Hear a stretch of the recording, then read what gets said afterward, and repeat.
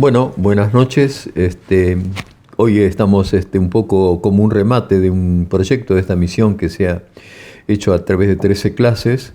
13 clases que nos han dado muchas satisfacciones porque hemos podido hacer una interacción que se va a reforzar ahora con el banco que ya empezó a funcionar, una interacción con la gente, algo que teníamos como ciertos temores, pero que está resultando bien y está creciendo. Y por otro lado, nos da aliento y energía el hecho de que tenemos casi 67.000 visitas a este proyecto, lo cual nos da una dimensión muy, muy interesante. Hoy vamos a trabajar con un tema que son las cubiertas y las terminaciones superficiales. Es un tema para cuyo desarrollo me acompaña el arquitecto Reich, con sus conocimientos y con el apoyo de una serie de catálogos. Y esto ha tenido una demanda, lo de los catálogos, una novedad para mucha gente, ha tenido una demanda que nos ha llegado y nos ha inducido a armar para la próxima etapa unos módulos sobre el desarrollo de los catálogos. Esto va a ser algo muy singular porque no hay demasiado conocimiento. No es que no haya catálogos, pero los catálogos están como perdidos. Y no hay demasiado conocimiento, desde hace por lo menos 2 generaciones, sobre lo que fue el uso del catálogo en la construcción, ¿no? Y en la información para construir. Vamos a empezar con el tema de las cubiertas. Las cubiertas, las primeras cubiertas que se hicieron en nuestra región, se hicieron con los materiales que se encontraban.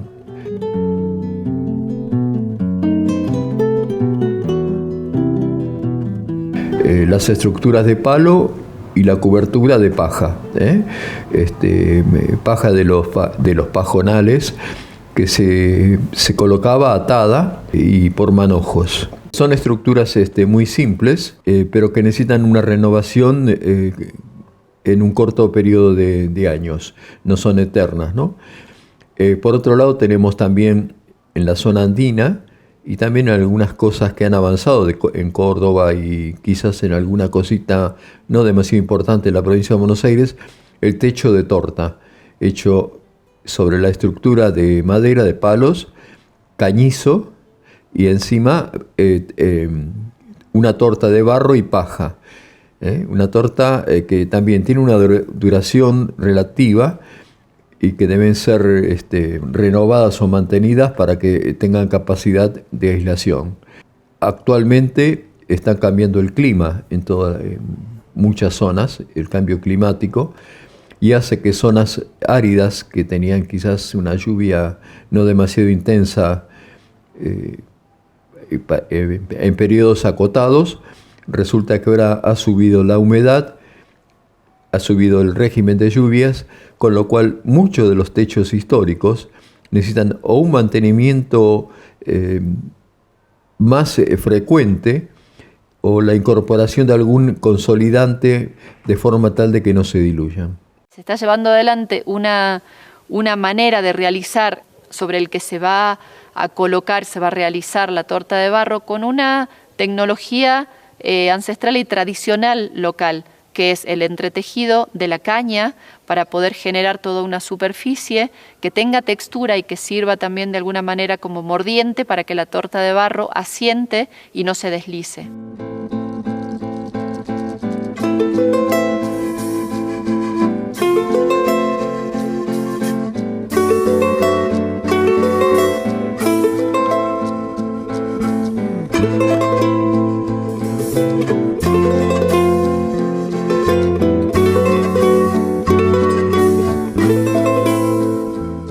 Orgullo de formar parte del grupo de la restauración de la Casa del Marqués. Así que, bueno, trabajando, haciendo lo mejor para esta casa con los materiales, digamos, que forman parte de nuestros antepasados, porque nos encontramos desde que empezamos esta obra nos encontramos con problemas, que nos encontramos con una viga, harían muchos materiales que no van al caso de pasar a ser una casa histórica, ¿no? De tener gente trabajando de la zona, ¿no? Se dedicó algunos por años teniendo esta fachada que tenemos ahora, ¿no? Porque el techo anteriormente tenía madera, tenía cemento, hierro, cosa que no va al caso, ¿no? Y bueno, se va tejiendo, se hace un ovillo y se va tejiendo de una caña o de dos cañas, lo vamos tejiendo, ¿no? Así en forma natural, como se ve, como está a la vista, ¿no?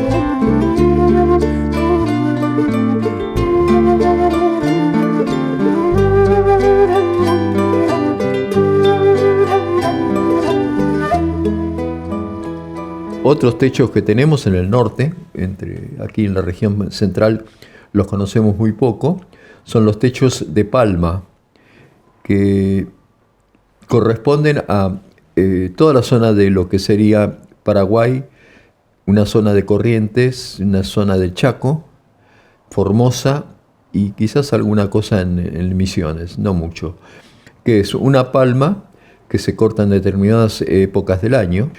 Hay toda una regulación para que dure, para que no se pudra la madera. La palma se le saca el corazón, que es la parte más débil, y bueno, se coloca se parte después en dos y se coloca una como canalón y otra como cobija. Este mismo sistema, hace muchos años, 2600 años antes de Cristo, lo desarrollaron, cuando no, los chinos. Los chinos empezaron desarrollando las formas de la teja a partir del bambú. El bambú que se cortaba en dos y de esa forma se hacía el mismo sistema que tenemos con la palma.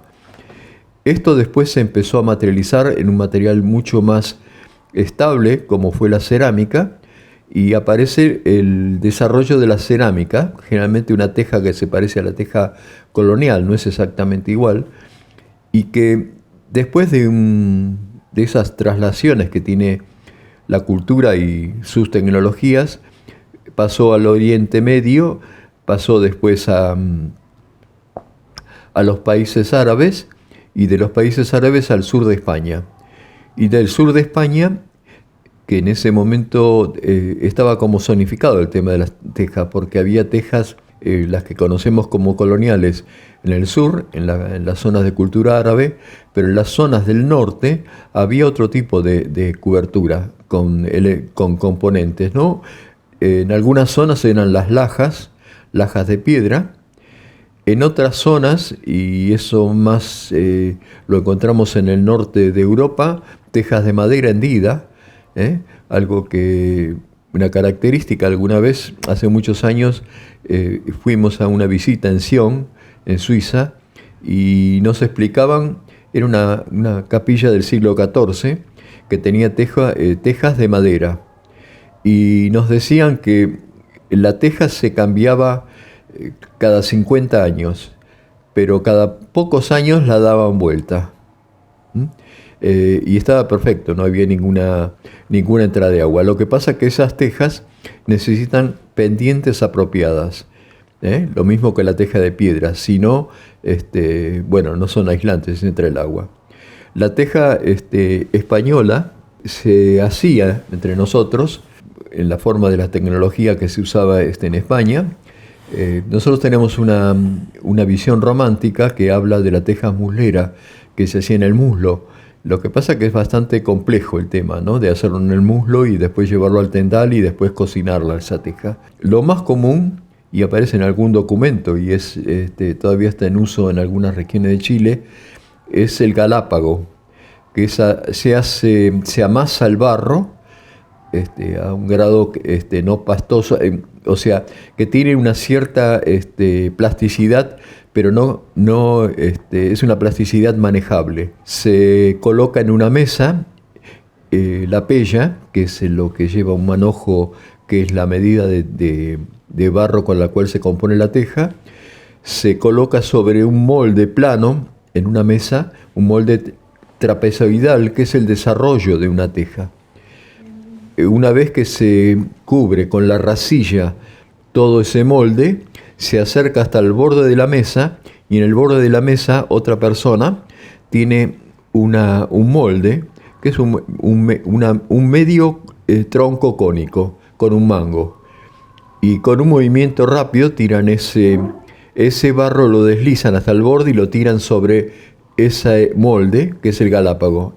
Y esto ya da forma a la teja. Esa teja se lleva al tendal, donde se seca, y después se lleva al horno. Es una teja muy simple, es bastante débil, o sea, un granizo, deshace, y tenemos referencias de la duración de las tejas en los granizos fuertes, ¿no?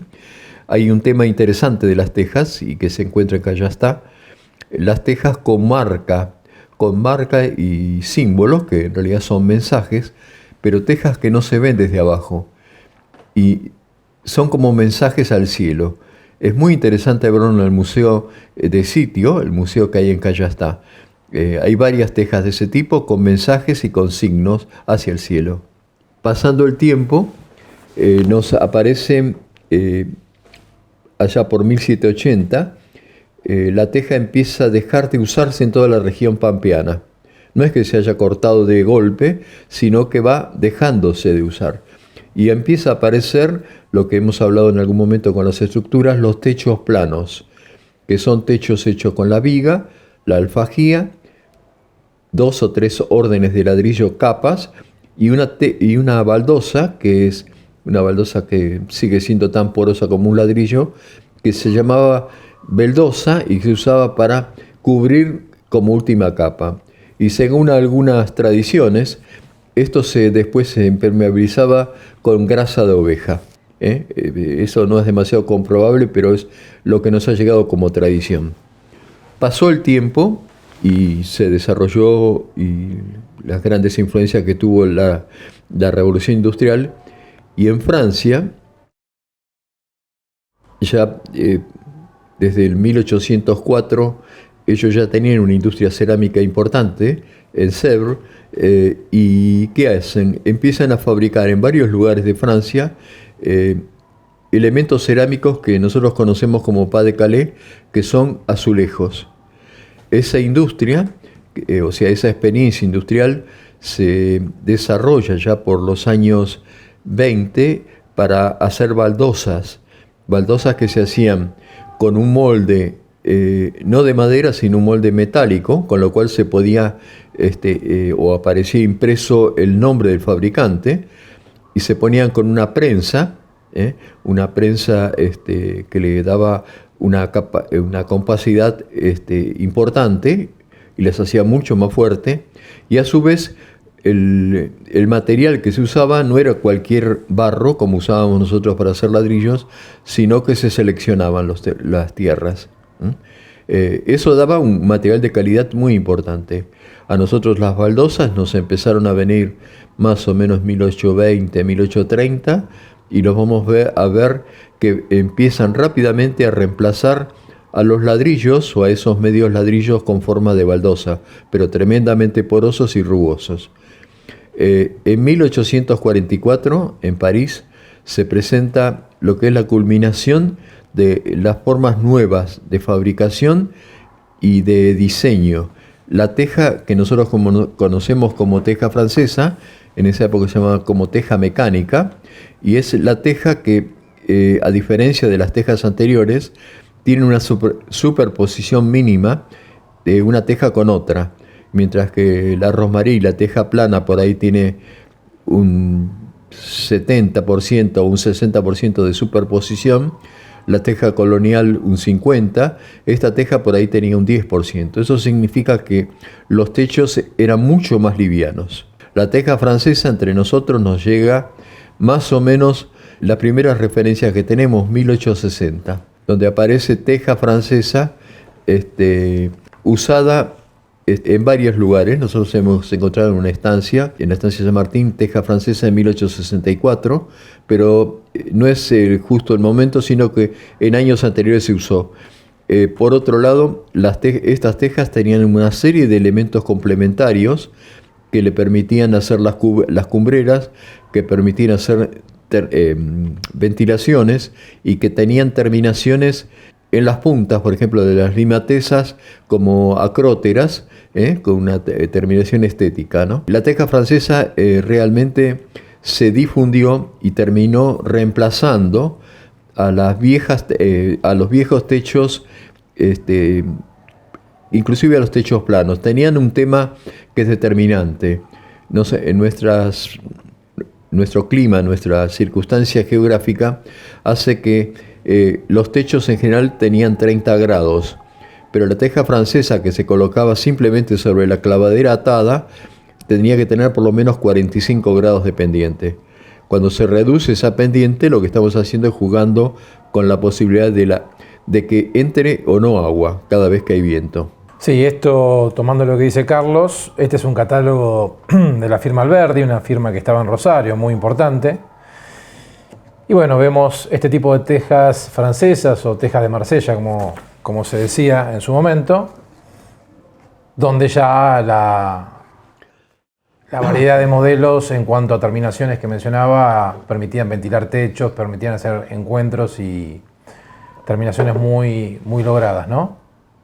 Y bueno, hasta el día de hoy se siguen utilizando estas tejas con sus variantes esmaltadas o otro tipo de aditamentos que le dan color. Pero bueno, estas eran las típicas tejas, como dijo Carlos, con material seleccionado, arcillas seleccionadas que permitían una uniformidad de color. Otro tipo de tejas para otro tipo de techos con una pendiente mucho más pronunciada eran estas tejas que eran la reminiscencia de la teja de Alerce, la teja de madera, que era un sucedáneo de aquella teja, y por su durabilidad se empezaron a utilizar en este tipo de construcciones pintoresquistas. Perdón, ¿no? Es una teja muy, muy antigua, la teja plana, porque fue desarrollada por los monjes de Cluny en el siglo XI. Y fue un gran paso en cuanto a la fabricación de los techos, ¿no? Las cubiertas, mejor dicho. Habíamos hablado de que desde 1780 empiezan a difundirse los techos planos. Los techos planos no eran totalmente impermeables, pero a veces las impermeabilizaciones de época son bastante relativas. Más o menos en 1838-40 se desarrolla un material que fue mágico, que es la chapa ondulada. La chapa ondulada, que se desarrolla en Francia y casi en el mismo tiempo en Inglaterra, es una chapa que tiene una buena capacidad impermeable, que no necesita tantas pendientes, tiene una pendiente mucho más reducida, ya con el 10% funciona, y que es autoportante, es liviana y tiene el gran inconveniente de que es muy aislante de las lluvias, pero no es aislante de las temperaturas. Con lo cual, por mucho tiempo se resistió al uso de la chapa ondulada, como le llamaban techos de fierro, y después de zinc se llamaba, y lo que se usó es un elemento intermedio que viene desde Estados Unidos, que es la teja de madera, pero no teja hendida como la que se usaba en Europa, sino teja aserrada de pino o de alerce. Es una teja que venía en paquetes y se clavaban con bastante superposición, pero de todos modos era un techo liviano y por otro lado era aislante de la temperatura, ¿no? Pero ese techo desapareció prácticamente allá por los años 70, ya casi no se encuentra, y la primera referencia que tenemos del uso de ese techo es en el libro de Hudson, Allá lejos y hace tiempo, cuando él habla de que una de las casas la estaban techando con tejas como en Estados Unidos. El padre de Hudson era el norteamericano, ¿no? Seguimos después con otro tema, 1850 y pico, 60, se empieza a desarrollar fuertemente la industria petrolera. Y como un subproducto del petróleo aparecen los asfaltos. Y un desarrollo que tuvo, o un uso que tuvo ese asfalto, es hacer papeles o cartones impregnados, que nosotros después los conocíamos como ruberoy, con lo cual se hacían los techos en una solución de esas capas y a su vez capas que pegaban ese material cruzado muchas veces con una capa de asfalto. Eso fue uno de los temas más extendidos. Bueno, este tipo de chapas, como dijo Carlos, se empiezan a popularizar y verdaderamente eran chapas de zinc, porque el material que la acompañaba era el zinc, sí. Eran chapas muy pesadas, o sea, si bien eran livianas por el poco espesor que tenían. Comparativamente. Exactamente. Livianas. Ahora las chapas de hoy en día son chapas zincadas, que tienen un proceso electrolítico, que lo que hacen es hacerle un baño de zinc, pero es una chapa de hierro negro y con este baño. Fueron muy popularizadas estas chapas. Hay todo un tema de desarrollo en cuanto a los galpones laneros o galpones portuarios. Había firmas que se ocupaban de este tipo de construcciones, donde la metalúrgica podía ser desde rejas, arados, molinos o incluso lo que era la estructura seriada para determinado tipo de galpones, ¿no? Sí, eso los encontramos en el catálogo Bacena. Exactamente. Los catálogos, mejor dicho, los galpones normalizados por medida y número, ¿no? Sí, este caso es una firma llamada Triolet, que era una firma que estaba en Barracas, que se especializaban exactamente en hacer galpones. Ellos eran... Un tipo de techo que tenía mucho más que ver con lo estético y con la carga histórica de una arquitectura consagrada en ese momento, es el techo de pizarra. El techo de pizarra, los primeros, que es una especie de laja fina que venía conformada, no como se usaban las primeras pizarras, que es como iban saliendo de la cantera en sus formas, sino que ya estas tienen formas regulares. Una de las primeras, o por lo menos que tenemos referencia de cubiertas hechas de pizarra o con pizarra, son pendientes muy pronunciadas, generalmente usadas en las mansardas, fue el techo de lo que fue el Correo en 1878. Correo que hoy está integrado como parte de la Casa de Gobierno. La Casa Rosada. Era la punta que da en este momento sobre Irigoyen, en aquella época Victoria. Estos techos fueron techos prestigiosos en cuanto a la forma, a esas mansardas, y se usaron en edificios de mucha calidad. Por otro lado, estos techos de mansarda tuvo un uso casi de sucedáneo, hechos con chapa, y encontramos una cantidad de galpones cubiertos con mansardas realizadas en chapa. Quizás el principal, un edificio inmenso que había hasta hace pocos años en Avellaneda y que fue el mercado más grande del mundo, el galpón más grande del mundo. Obra de Mock. Obra de Mock, del arquitecto Mock. Sí. Una cosa interesantísima que se desarmó sin dejar ningún rastro. No. Y era sumamente extenso, eran como 3 cuadras de extensión. Sí. Nosotros lo encontramos, por ejemplo, en algunos galpones del campo, o sea, de la campaña, también imitando la pizarra. Bueno, este es un catálogo de los tantos, este es el que tengo yo, donde muestra las propiedades de lo que es la pizarra, cómo se colocaba, y al mismo tiempo muestra obras tanto de Francia, pues una firma francesa, como de obras de acá de Argentina, en este caso el ya demolido Palacio La Lucila, donde muestra cómo utilizaban ese tipo de tejas y las variantes que tenían de formas. Sí, en una teja clavada, ¿no? Sobre clavaderas. Sí, estas tienen el clip, te muestra el clip acá donde lo enganchaba. Sí. Sí, sí. También están las clavadas, te va poniendo las diferentes formas de colocación y modelos. Sí, después estos techos tenían un complemento hecho con zinguería. Exacto. Los membrones, por ejemplo, que unían las distintas capas. Y superiormente también tenía una moldura que hacía forma de remate. Exactamente. No tenía la pizarra no tiene capacidad nada más que de ser plana.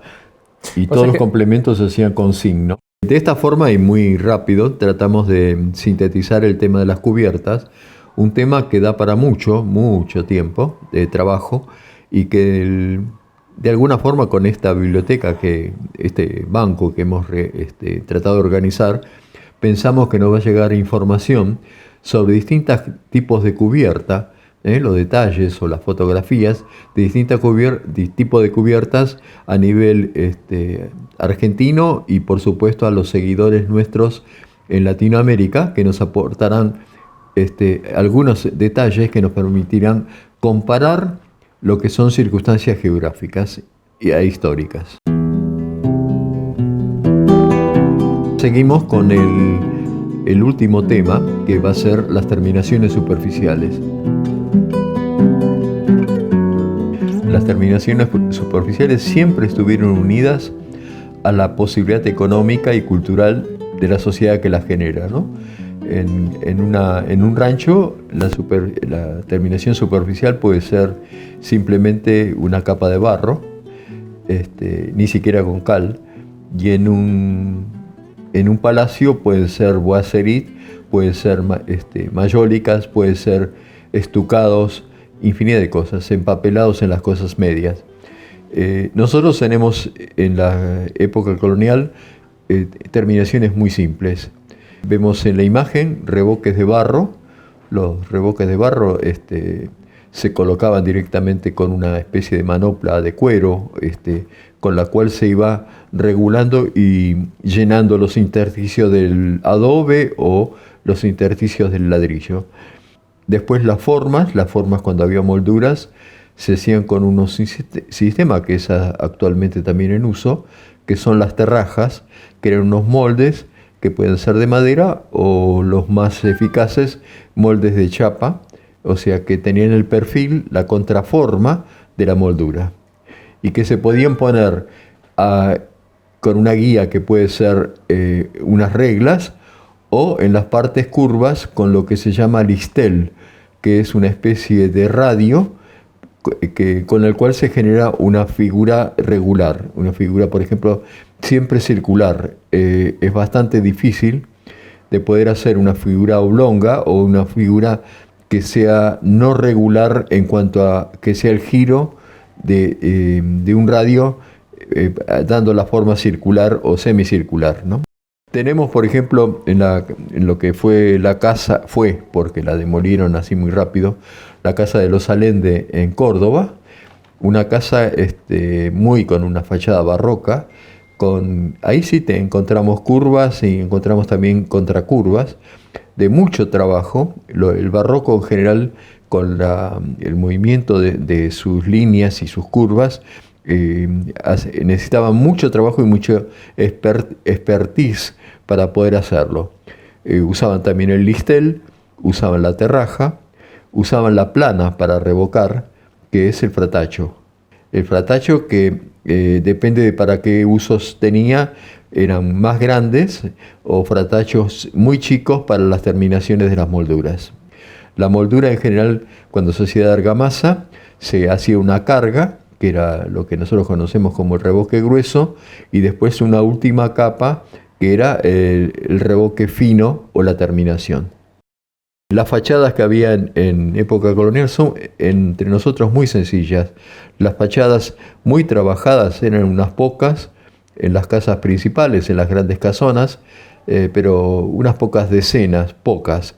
El resto estaban armadas generalmente con una lectura de paños, pilastras, un basamento que generalmente se hacía pintado y podían tener un remate arriba, pero especialmente esos remates se hacían después de 1780, 1790, que son con balaustres o a veces también con algunas figuras hechas moldeadas con argamasa y polvo de ladrillo y escallas de ladrillo. Los pisos, los solados, gran parte de la época colonial eran de tierra apisonada. Hay un tema muy interesante, una capilla en Susques, en Jujuy, que todavía tiene los pisos y los pobladores se negaron en algún momento a que le pusieran cerámica, porque casi todos esos lugares después se han cubierto por un problema de practicidad, le llaman. La tierra apisonada y barrida todos los días tiene una consecuencia, y lo vemos en algunos viejos ranchos, que cada vez el nivel del piso va bajando por el desgaste que tiene. Yo he visto en San Juan, en una vieja capilla, en lo que debió ser una reducción, muy adentro y muy lejos de las rutas, que lo que tenía esa capilla, en la capilla principal de esa reducción, tenía sobre el piso de tierra alfombras, por lo menos en los caminos. Después el otro piso que se usó gran parte de la época colonial fue el piso de ladrillo, empezando simplemente por ladrillos que se trababan asentados en barro, sin junta. Después hay otros pisos un poco más elaborados, que son los pisos hechos con medios ladrillos que parecían baldosas, y que como el viejo ladrillo es de 1/4 por 2/4, la media baldosa es 1/4 por 1/4. Esos pisos eran trabados, y a veces en algún lugar encontramos una guarda perimetral regular, que permitía hacer las terminaciones. En la imagen vemos otro piso, es un piso de cantos rodados, dibujados. No es muy común en nuestro territorio ese tipo de pisos. Este piso lo hemos encontrado mientras existió, porque ahora casi desapareció, en el fuerte que hay en Mendoza, en 25 de Mayo, que es un piso, pero que al no estar protegido, los turistas, los pobladores se fueron llevando piedritas, y hoy queda alguna piedrita con un piso de tierra entre ellas. Y después unos pisos muy refinados que hay de época colonial en las misiones jesuíticas, hechas con la piedra de ahí, Itacurú, muy regular, y con dibujos incisos donde cada local tiene un tipo de dibujo. Es una cosa muy interesante que cuando hicieron la restauración en las misiones, especialmente en San Ignacio, rescataron, rehaciendo, porque ya habían desaparecido muchos, los modelos de esos pisos, y los pisos que vemos ahora, por más que están hechos en los años 40, son la fiel copia de los pisos originales, ¿no? Los cielos rasos. En las construcciones iniciales, el cielo raso es lo que se ve de la estructura. Las vigas, el cañizo y poco más. En las cosas más elaboradas se empezó a hacer que ese cañizo se revocaba, y especialmente lo vemos en la zona andina. Se revocaba de una forma de proteger y a su vez de evitar la cría de arañas o de vinchucas o lo que sea, ¿no? Cielos rasos refinados vamos a encontrar en varios lugares, especialmente en lo que es el trabajo que han hecho los franciscanos, en lo que es la iglesia de San Francisco en Santa Fe, 1680, han hecho un trabajo haciendo un ritmo de vigas y entrepaños, y los entrepaños tienen clavados sobrepuestos molduras, con lo cual queda una cosa muy espectacular. Inclusive tienen en el centro tienen una falsa bóveda hecha también con mucho refinamiento. Hace falta mucho manejo de la carpintería, de la madera, para poder tener esos resultados. En un libro de Busanich de 1940 sobre Santa Fe, cuando habla de San Francisco, nos dice un dato muy interesante. San Francisco actualmente tiene la madera a la vista barnizada, pero Busanich nos dice que se han encontrado rastros de dorados en el cielo raso. Lo que pasa que nos pasa en estas restauraciones de época, primero que no se conocía demasiado cuál era el ornato que tenía, y por otro lado un tema presupuestario. Y muchas veces, si había algún dorado, lo terminaron de sacar y en vez de restaurar, se barnizó.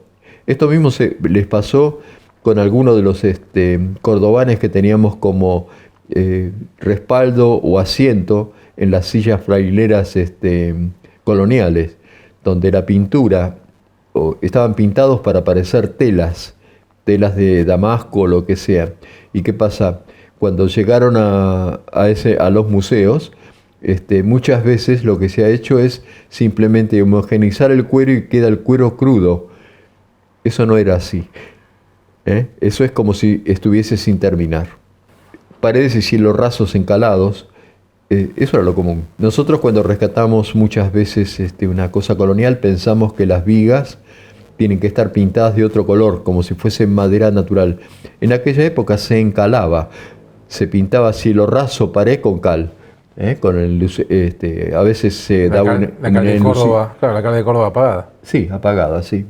A veces se le metía como consolidante algún jugo de tuna o cosas así, o alumbre en la zona de Mendoza, pero era la cal y eso era lo más higiénico. Sí, eso era prácticamente para consolidarlo y cuando uno se apoyara no se quedara con la pintura pegada. Pero los cielos rasos lo que tenían era directamente encalado. Sí. No se diferenciaban los materiales uno de otro. ¿No?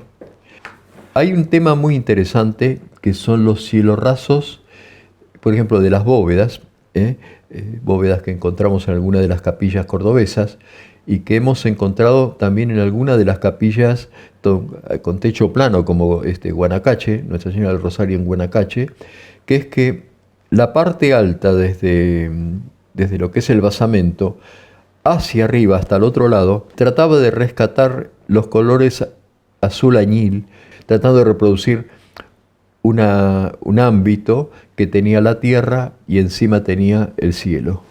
Por otro lado, tenemos aquí en una imagen una iglesia, esto es en la zona de Chiquitos, donde está toda la estructura pintada y ornamentada, fileteada. Esto es de los jesuitas, ¿no? Un cielo raso que es una joya y que vale la pena verlo es en la iglesia de la compañía, tanto en la capilla como en la iglesia principal.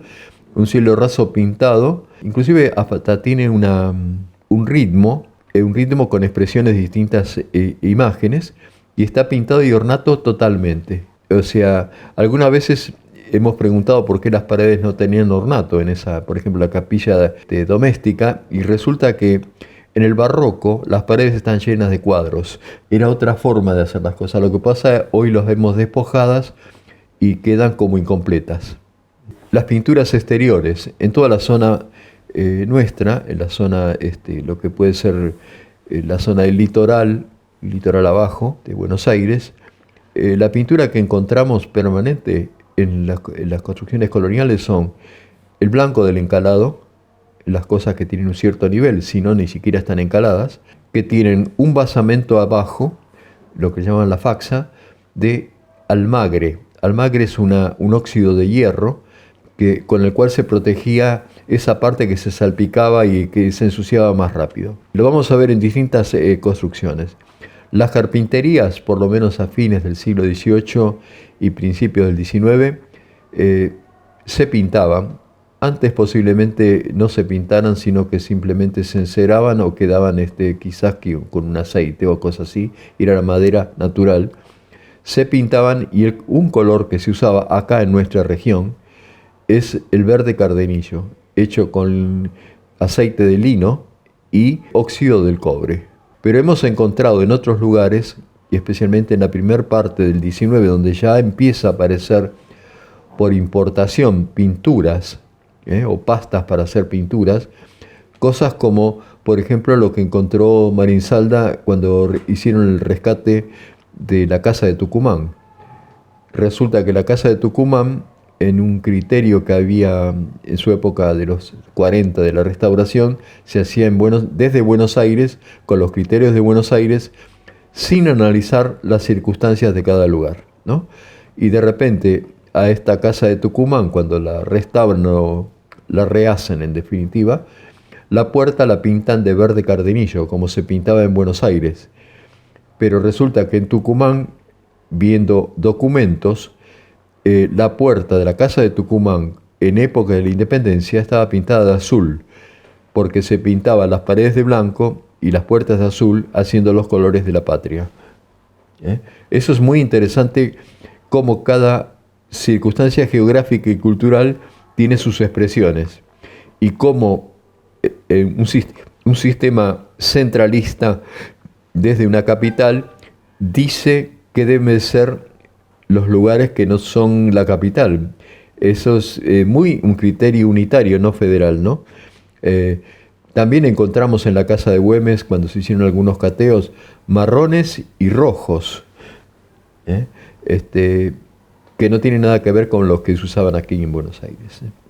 Hay un tema que es muy interesante con esa evolución que pasó después de la Revolución Francesa y que a nosotros nos llega con la independencia, que es el gran influjo que tuvieron las nuevas corrientes en arquitectura con el neoclásico, pero también con lo que son las terminaciones y los arreglos interiores. ¿Por qué? Porque por un lado se abre un mercado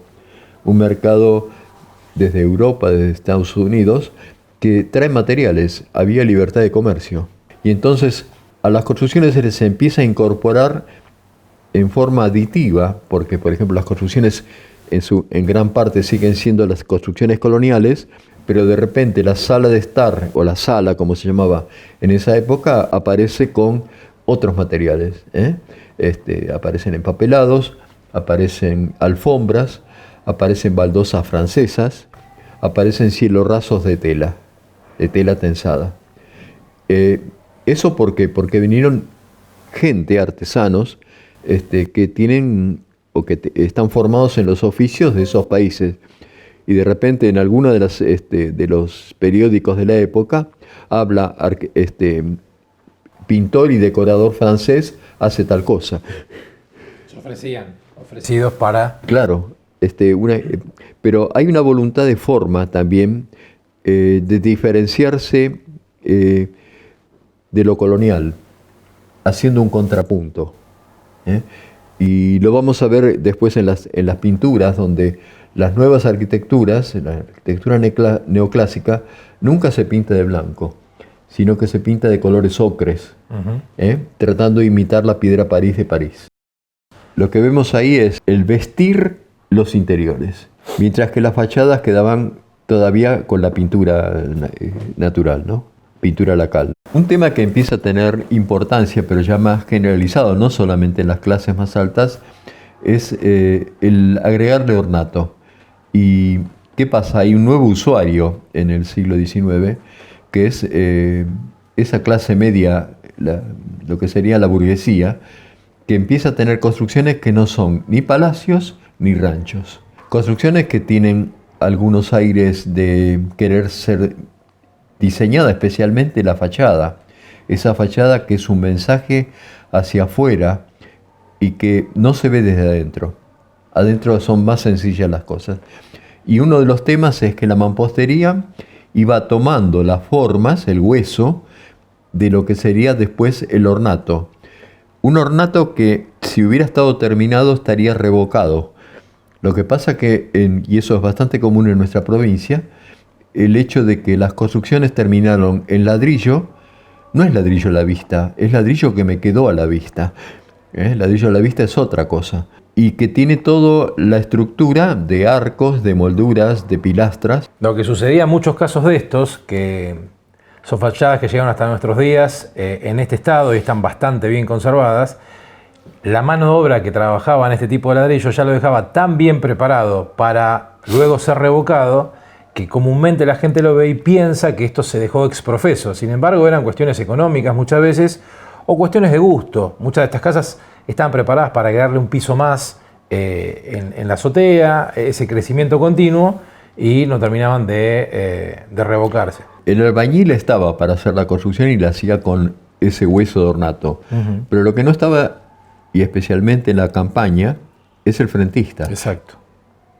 El que terminaba de hacer con revoques y con algún tipo... Por ejemplo, no tienen en general ornato aditivo, o sea que se pegaba. El ornato es el que hace el albañil, ¿no? Sí, es la típica de las pilastras que va después Sí. con el capitel adosado. Mientras que después, y esto es gran influencia de toda la arquitectura pasado el siglo, en la mitad del siglo XIX, es el agregar elementos de ornato. Y los primeros que se hacen son unos elementos, componentes, modillones, balaustres, claves con formas exóticas, que venían hechas en terracota que venía tanto de Italia como de España. Como la construcción de gran parte de la segunda mitad del XIX, y bueno, y la parte inicial también, se homogeneizaba pintando, la terracota, que tiene un color, el color terracota, se pintaba y terminaba como si fuera una cosa integral toda la fachada. Cosa que en Europa, como se hacía en general de piedra, la piedra y esos ornatos se hacían de piedra esculpida, terminaba siendo homogénea. La homogeneidad era una cosa buscada.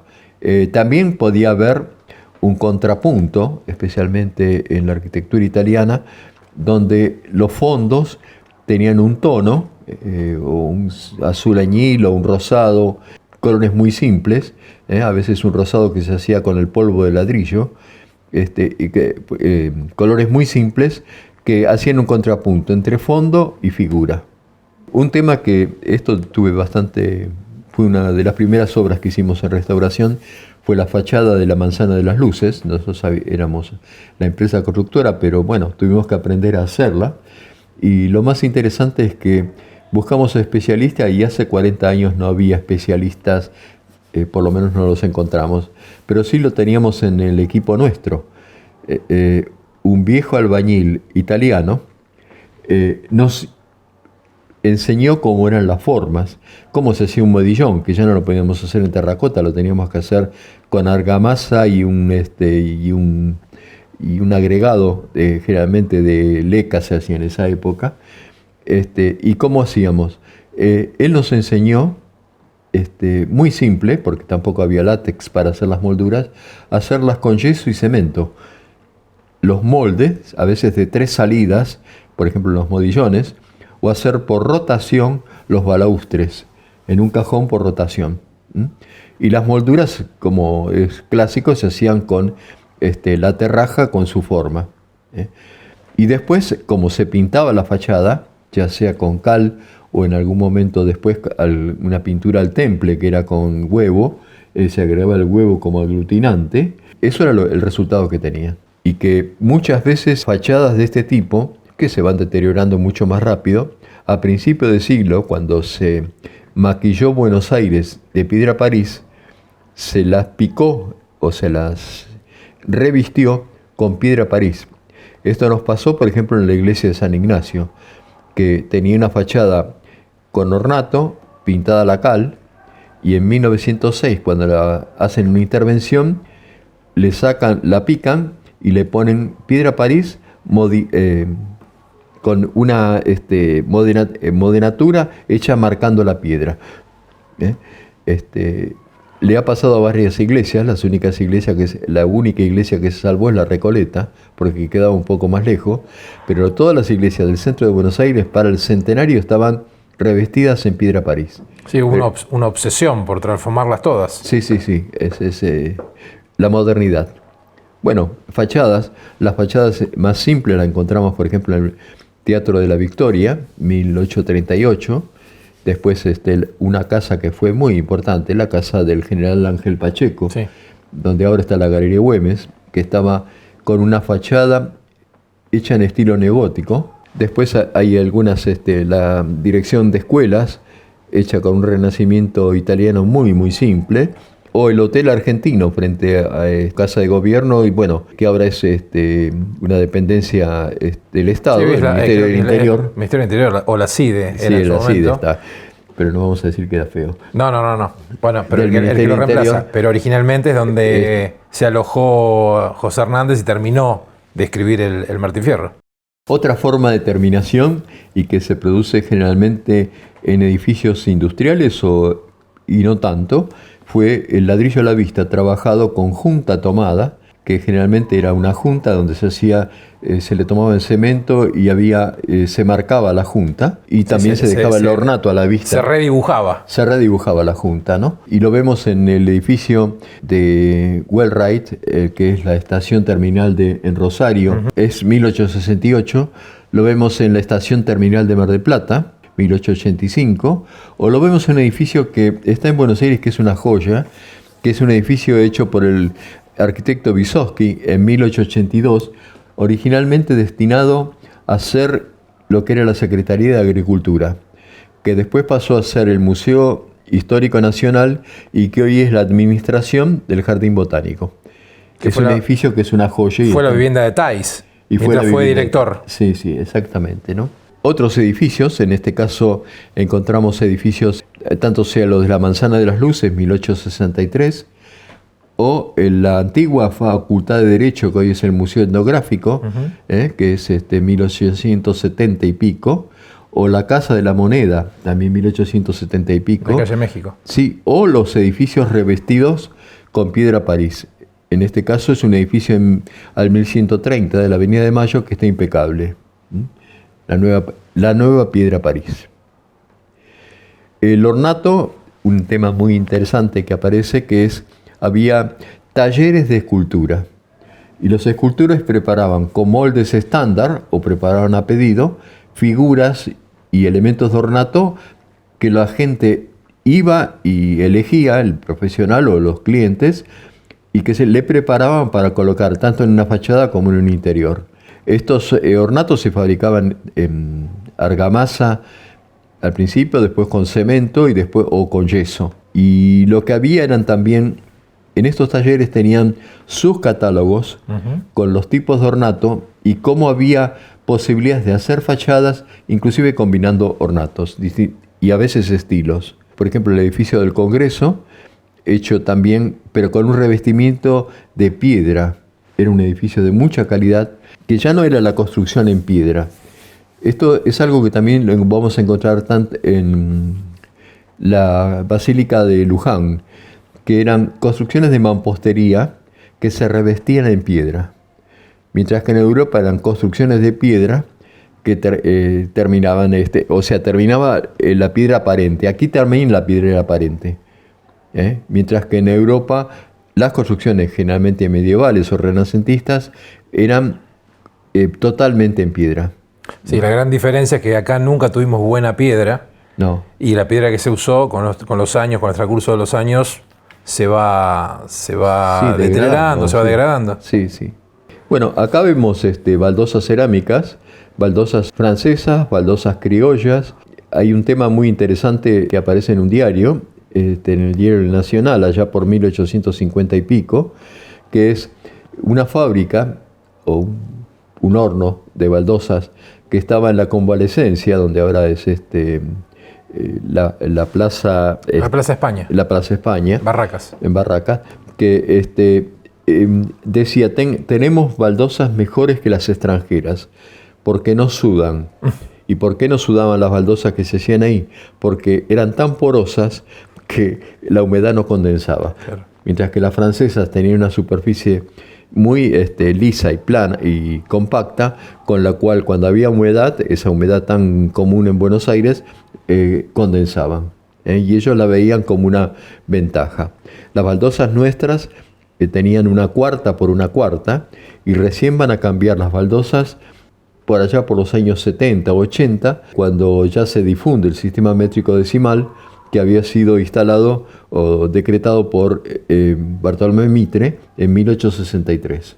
Otro tipo de baldosas que encontramos ahí en Palacio San José, hay muchos tipos de baldosas, posiblemente todas importadas, hexagonales, cuadradas, estamos hablando de 1850 y pico, pero Palacio San José es una cápsula del tiempo y de la localización, porque los materiales, algunos se produjeron, especialmente las herrerías en Buenos Aires, pero otros materiales entraban por el puerto de Montevideo y Concepción del Uruguay, directamente sin pasar ni por la aduana ni por Buenos Aires, ¿no? Otro tipo de piso que se usó es el piso andamero de mármol, un piso que venían de la zona de Carrara en Italia, que se hacían con un dibujo en blanco y otro en gris o casi negro. Y vemos pisos muy interesantes con terminaciones, por ejemplo los escalones, con unas terminaciones de mármol, generalmente eso sí se hacía de blanco, y con unas uniones que tiene como si fuera una especie de machimbre, ¿no? Sí, un ingletado. Sí. Tenemos que pensar que estos pisos se colocaban asentados con una argamasa, y muchas veces estos pisos no tienen contrapiso, están asentados en la tirada compactada. Otro tipo de mosaico era el generado, llamado generalmente tesela, que era piezas de grés cerámico con color. Esos colores estaban sobre una base de cemento blanco y sobre ese cemento blanco se le daba la tonalidad con pigmentos de origen mineral, de óxido de hierro, y esas teselas formaban dibujos geométricos. Estos venían en papeles, pegados sobre papeles, con una numeración que lo que permitía era una correcta colocación de acuerdo al diseño que se elegía. Ese tipo de pisos de tesela se popularizó rápidamente en Buenos Aires, en edificios públicos y en edificios privados, y después va a tener un sucedáneo que va a ser la baldosa hidráulica, el mosaico de 2020, que imita esos modelos por una cuestión también de rapidez y de economía, ¿no? Estos pisos, si bien eran costosos, llegaron a tener mayor alcance con la baldosa hidráulica que copiaba esos diseños. Y después tenemos el tipo de piso calcáreo, llamado comúnmente, que es un tipo de piso que lo vimos en la Quinta Jovita, cuando vimos el capítulo de Zárate, donde se realizaban en moldes metálicos. Sí, las trepas. Exactamente. Dentro de este molde metálico, que era un cuadrado de 20 por 20, en la mayoría de los casos, porque también hubo hexagonales, hubo otro tipo de diseños, se colocaba dentro el molde propiamente con el diseño elegido. Esto permitía que un operario con un cucharín volcara sobre la base de cemento blanco, como dijimos, se le agregaba el color, que era un óxido de hierro. Estaban los tonos azules, los tonos rojos, los tonos derivados del cemento propiamente, que eran los grises, y los tonos amarillos. Y a veces no un cucharín porque se les cae por todos lados, sino una manga. Ah, también, una manga de repostería, sí. Sí, una manga de repostería. Y ahora después, sabes con qué lo hacen. El otro día fui a ver, ¿viste los frascos de mayonesa? Con el piquito lo meten con eso y... y después se ponía lo que le llamaban la baña, que es un mortero húmedo, y después la seca. Claro, que absorbía eso. Exacto. Y después se compactaba. Sí. Y una vez que se terminaba de hacer ese proceso, se sacaba el molde, se abría y se llevaba una pileta donde se lo ponía para curarlo. Se dejaba 24 o 48 horas para que ese mosaico tuviera una resistencia mecánica. Un fragüe, ¿no? Exactamente. Bueno, los pisos de madera es una historia antigua porque pisos de madera se usaron en Europa y especialmente en la zona nórdica muchísimo. Pero entre nosotros la madera era bastante dificultosa de encontrar y el piso común era la tierra o el ladrillo. En las imágenes vamos a ver en la casa de Colombres, una casa de 1830 en Tucumán, un piso de madera hecho con tablones de madera dura, por ahí quebracho o urunday, con las juntas, no hay machimbre, las juntas cubiertas por un tapajunta. Después vamos a ver los pisos más comunes y que se usaron 1850, 60 y hasta el 70, que son pisos de tablas, generalmente de pino blanco, clavadas desde arriba, machembradas, puestos a la inglesa, que quiere decir con las tablas paralelas. Otro piso que vamos a encontrar es el piso de machimbre, puestos a veces sobre clavaderas en forma de espina de pescado o bastón roto. Generalmente esos pisos ya de pinotea. Y después en los lugares más refinados lo que aparece es un piso que en realidad es un piso totalmente ornamentado con centro, o sea el pleno, y las guardas y las contraguardas. Y los dibujos se hacen con distintas calidades de madera. formando en el taller mosaicos, que después se clavan sobre un contrapiso de madera que a su vez está soportado por los durmientes que permiten dejar el hueco o el entresuelo para la ventilación. Sí, era un trabajo de marquetería. Es un trabajo de marquetería, ¿no? Y tremendamente costoso. Sí.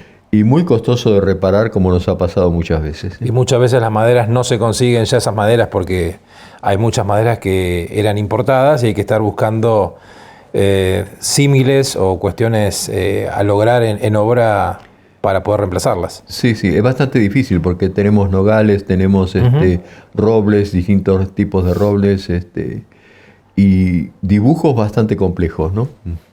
Un dato de la Pinotea que nos habla también de cómo fue el crecimiento económico, que venían en los buques, porque sí. Es una madera importada. Sí, es una madera importada. No teníamos acá En existencia realidad pinotea. todo lo de las maderas importadas se cortó en la Primera Guerra Mundial. Claro. Donde vamos a ver que después de la Primera Guerra van a aparecer otros tipos de madera, van a aparecer inclusive maderas nacionales como el caldén. Que va reemplazando... Sí, exactamente, y después el eucaliptus y una serie de cosas. Otro tipo de pisos o solado que también fue muy popular, arranca allá por mediados de 1800, 1865, es el linóleo o linoleum, que era un material a base de corcho y linaza, de ahí el nombre, y venía en rollos, cubría grandes extensiones. La facilidad de colocación es lo que lo hace muy apto para modernizar ambientes y para vestirlo. Cabe aclarar que es un sucedáneo de lo que era la alfombra, ¿no? Está imitando el diseño de la alfombra sin el mantenimiento de lo que era la alfombra, porque esto, al ser una superficie que se podía barrer y se podía limpiar fácilmente, empieza a popularizarse, y también por su bajo costo empieza a cubrir pisos más añejos, dándole a las casas una nueva visión, un nuevo confort, porque también era aislante, también, Sí, aislante térmico. Hay un tema que vos lo dijiste, ¿no? Es un sucedáneo porque tanto esto como después vamos a ver con el papel, tratan de imitar materiales de mayor calidad. Generalmente alfombras y una serie de cosas. Y vamos a ver que tienen plenos, guardas, contraguardas, todo un trabajo muy complejo que aquí se hace industrialmente y que permite tener una cierta calidad, esa calidad que necesitaba el burgués, que no podía pagar esa marquetería, pero sí podía pagar un linoleum que tenía formas de diseño como si fuera una marquetería. Exactamente.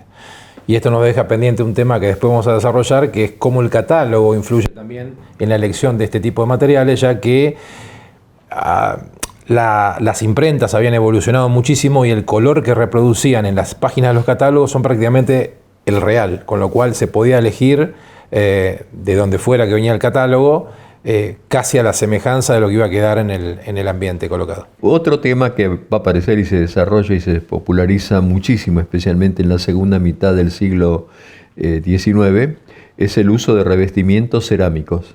La industria cerámica ha ido creciendo desde las simples, pero muy diversos y de muy diversos diseños, Pas de Calais, que entre nosotros se empieza a popularizar allá por los 30, 40, y se usa hasta los 80, cuando es reemplazado por azulejos mucho más elaborados. En la época colonial prácticamente nosotros no tuvimos azulejos o revestimientos en nuestra zona, ¿no? Aunque hubo en otras zonas azulejos, inclusive hasta de producción nacional, ¿no? Acá se usaron algunos azulejos catalanes, como hay unas muestras muy interesantes en el Museo de la Ciudad, y también algunos napolitanos. Fundamentalmente se usó en esas primeras partes el azulejo Pas de Calais en sus distintas versiones, porque también había azulejos de 11 por 11, que eran los más comunes, o algunos de 15 por 15 y otros de 20 por 20. El azulejo de Pas de Calais, su mayor esplendor lo tiene por los 50 o los 60, cuando se revisten las cúpulas de las iglesias con estos azulejos. Después se había desarrollado en Inglaterra una industria muy elaborada en cuanto a pigmentos y a la calidad de los cerámicos, muchos hechos basados en el movimiento de Art and Craft, diseños de Morris o de Wesley, que los vamos a encontrar muchísimos de ellos en los zaguanes de las casas burguesas de Buenos Aires. Bueno, tenemos un ejemplo en la ciudad de Buenos Aires que es muy representativo, que es lo que eran los antiguos tanques de las obras de salubridad primero, que fue cuando se construyen, y luego pasó a ser obras sanitarias.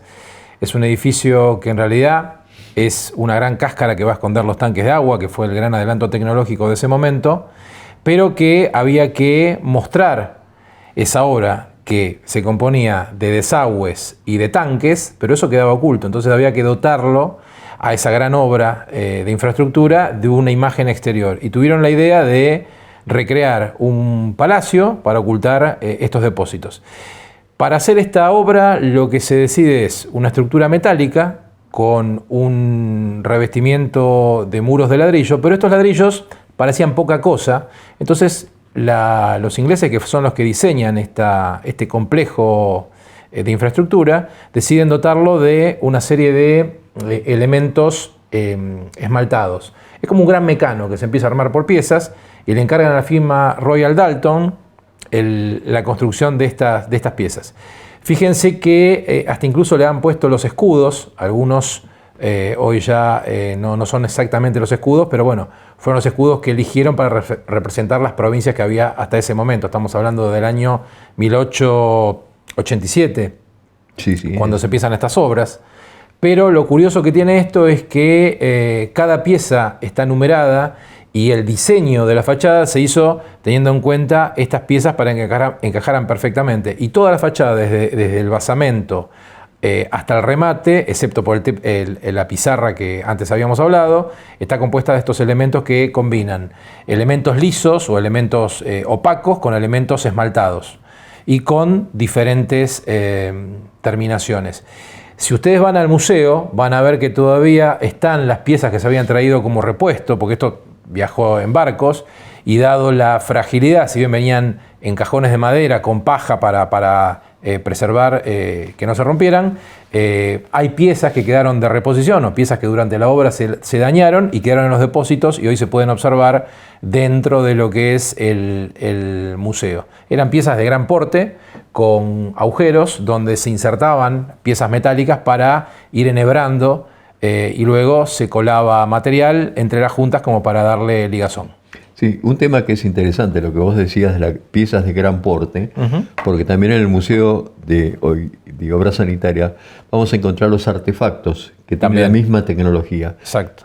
Artefactos de loza esmaltados, que es de gran complejidad. Uno no se da cuenta la complejidad que tiene el fabricar un artefacto con esas formas o con los sifones y ese tipo de cosas. Sí, incluso esos artefactos, cuando Tartarini recrea este museo, eso estaba en depósitos, porque cada firma tenía que entregar 3 artefactos. Un artefacto se ensayaba, se destruía, un artefacto se cortaba y se le hacían diferentes pruebas a la abrasión, al desgaste. Y si el artefacto era aprobado, se le daba la patente y quedaba guardado en el depósito como el artefacto que quedaba para la venta. Un tema interesante que siempre queda el mito popular es que este es un edificio que reproduce un palacio europeo y que en la Segunda Guerra Mundial fue bombardeado y este es el único que queda. Falso, totalmente falso. Es un edificio que se diseñó específicamente para estas funciones y que no emula ningún palacio. Sí, da el aspecto de un palacio, pero no está repitiendo ninguno conocido. Un tema interesante con los revestimientos es un revestimiento que encontramos en el Museo Mitre, en lo que fue el baño de Mitre, 1905, que es de chapa estampada y pintada, tratando de hacer una imitación de un cerámico. ¿Sabes dónde aparece también? En Villa Ocampo. En Villa Ocampo. En Mar del Plata. Ya. También los baños del primer piso tienen revestimientos. Eso, hojalata estampada y sí, pintada. Después hay un tema que se popularizó especialmente en el siglo XX, que es el azulejo blanco, identificado con la higiene. Un baño que hay en Villa Ocampo, por ejemplo, de 1891, es un baño distinto a lo que nosotros tenemos la idea de baño. Un baño casi a la inglesa, que está revestido de boiserie, pisos como si fuera un deck, o sea, porque el agua escurre por abajo, Y los artefactos, en lo que se llama artefactos a la inglesa, están revestidos como si fueran muebles. O sea, no se ve el artefacto, sino la taza del artefacto, ¿no? Los empapelados es una larga historia. Los primeros empapelados llegan a Occidente, como cuando no, desde Oriente, y eran empapelados que venían en papeles de determinadas hojas, no, nada de rollo ni nada por el estilo. Tienen distintas formas, siempre aparece la idea del sucedáneo. El empapelado en realidad está imitando a un brocato, a un entelado. Sí, un género. A un género, pero es mucho más barato. O sea, el género o el entelado podía ser propio de la clase más alta, el empapelado de la clase media o burgueses, y la cal de la clase baja, pero no del todo, y nada a la clase más baja del todo. O sea, esa es la escala que hay en las cosas. Los empapelados van, por su misma fragilidad, no son de duración eterna, sino que duran un tiempo y se reemplazan. Y cuando se reemplazan por los modelos del momento, con lo cual se van adaptando a las distintas modas que van teniendo.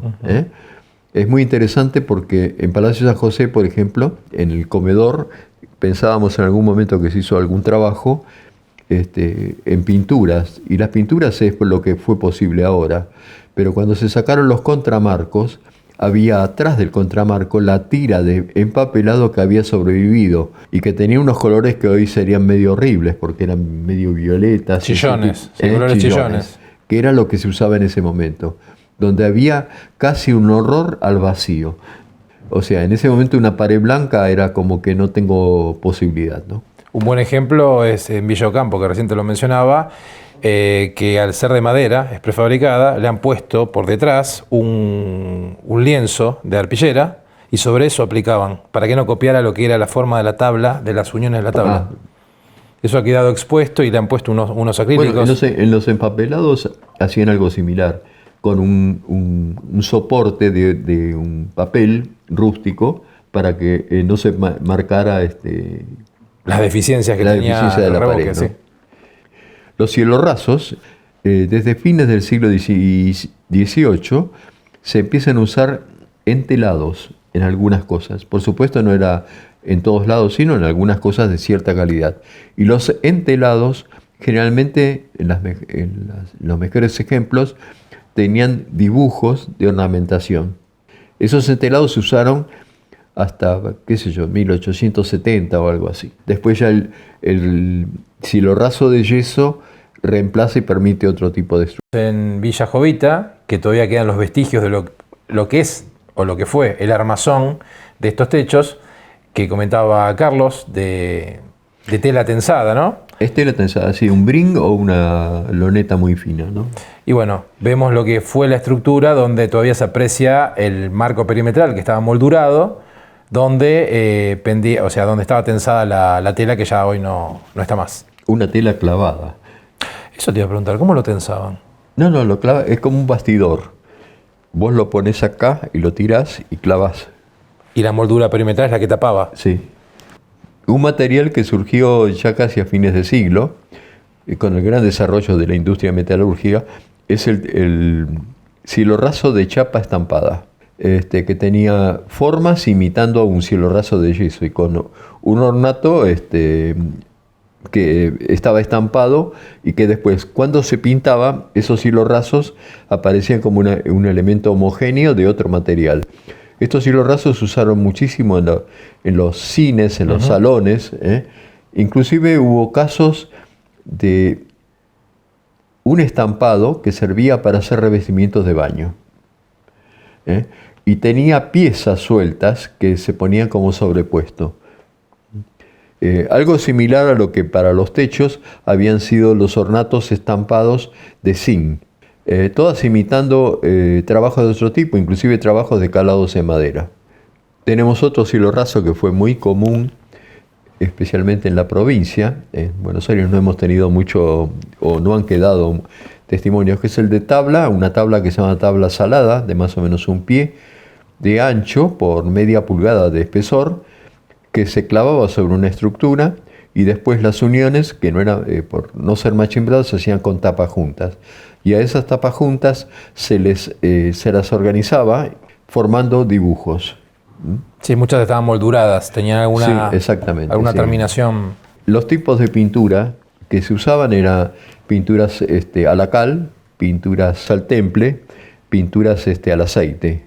Y una cosa interesante en las pinturas es que cuando uno hace un cateo en una pared, como no se sacó la pintura anterior, van quedando todos los testimonios de muchos años que se van acumulando. En esa primera instancia vemos casi 100 años de distintos gustos, distintos colores en una pared en tapiales. O encontramos la pintura decorativa, que se usaba mucho en las iglesias y en las casas de mucho nivel, que estaban los pintores que hacían pintura decorativa muy elaborados, generalmente italianos, ¿no? Otros temas de ornato es los dorados a la hoja, que se basaban en primero una capa de bol, una capa de una especie de enduido que se hacía con unas tierras. Luego se ponían distintas capas muy finitas en hojas que venían con los dorados y se aplicaban y se bruñían con una piedra, se bruñían y después se repasaban, ¿no? Esto vamos a encontrar dorados a la hoja de mucha calidad en muchos de los grandes edificios, especialmente los edificios públicos y los teatros más importantes. También después en las partes secundarias se ponía una pintura dorada que imitaba las calidades del dorado a la hoja en las partes más visibles. Bueno, y hacia fines de siglo vamos a encontrar ya muy superados los temas de terminaciones, donde no se diferencian de los europeos. Las yeserías, los dorados, o sea, también lo hacían generalmente artesanos europeos que hacían a modo de su país.